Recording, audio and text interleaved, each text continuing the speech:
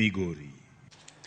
Familia moro e gwenge ma Kajulu, kaunti ma Kisumu, manyo ratich nyargi ma jahigni 16 matuore magilieko ni jadolo moro osebedo ka rocho ratiche. Nyathino ma bende nigi tuo mar ndulme nyaka sani osenyuolo nyithindo 2 kaluwore kod monj mosebed kit ka timore kuom higni 3 mokalo. Millicent Adhiambo miyowa ler mathoth. E dala Gradus Owino, mayudore ward ma Kajulu, e sub-county ma Kisumu East, e county ma Kisumu. Warado gi jaode, Mama Eunice Owino, kod nyare, kod chielaro. Nikech tuone mar ndulme, mano miyo nyare, okochomore kod somo tir. Kata kamano, wiye poko wil kod buk.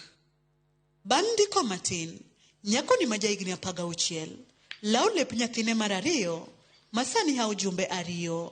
Bedo ni koro, en kod nyithindo 2, kalure kod tuone mar ndulme, miyo min gi mirima, kod wich bar. Kongo norocha cheko jahigni 13, mar 2 chako roch ratire ko jahigni 16.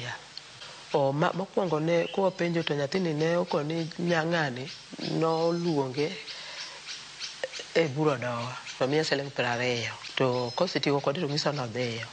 Aya mar ariyo ni bokoni kaka en ng'ama tuo pache nyapato ochako wuotho dhi Kiboswa to nokalo to riyo noinge to rao.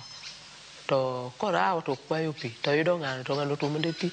Koro ka ng'ano osemiye pi to okawe to odhi kode bungu emano otimone timno. Koro ng'ano nonyise ni kofulo to goye. Nyathi ma girocho ratiche ni gin ema gibedo kaka jachung' ma jal mokwongo ni e jating' traf gi pi kitiso nyathi. To jal mar ariyo ni ema ne bisop manotiso olo nyathi pi e wiye.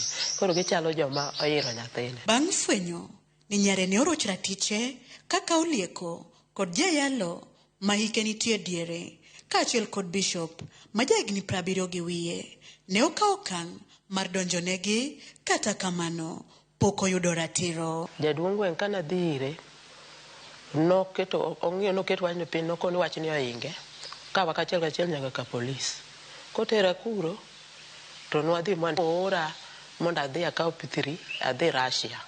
Kadhi Russia ka jotich nyithindo jogo nondiko statement mare. Gichako ng'isa na chaka duoko statement ka polis. Na duoko natimo kaka ne giwacho. Chopo kama koro ging'isa ni mondo arit ti nyaka nyathi konyre. Natemo matek marito nyaka nyathi okonyre. Kokonyre sa 5 gi dakika 10 agocho immediately. To OCS to duoka ni sawa. To kanena tuomo gi kawo. Koro akanyo po gidogi gochona. Okwayo mondo okaw okang' moreto mondo nyare oyud kony. Gin joma nitie joma ngima kendo giwuotho. To nyathini to en ng'ama tuo ma wiye rach. Koro miyo waneno ni mondo kaw nikech gipucholo gima koro giloke omak jogi ama ging'i yo ma gikonyogo nyithindo. Ka gineno ni ok ginyal konyo ni to koro gidhi gicham oganda e. Nikech mokwongo nyathini en underage kaluwore kaka tuo bende tuo. Ng'ama nyalo winene onge nikech kata mokwongo ni asandra godo. Ok yot mondo obed gi nyathi. Inya papa no onge to jwang'i kode kae. Kaluwore kod tuo ndulme mosemedore pacho ka higni mokalo, nochuno mondo nyathino owe skul gi e klas 5 ka sani ojahigni 16 kende gi nyithindo 2. Nyithindo moyudo kaluwore kod bembo kaka ilieko ni jodolo mar kanisa moro e gwengi ne otimone. Penjo en ni konyruok ne nyithindo manyiri kaka mae biro wuok kanye? Millicent Adhiambo, wang' jowi mar Ramogi, Kajulu, Kisumu County. Erokamano nya Millicent kuom lipodno. Kageno marwa en ni ratiro ne nyathino ibiro yudi ka koro jogo makedo ratich nyithindo kaachiel koda sirikal mar mondo miyo ne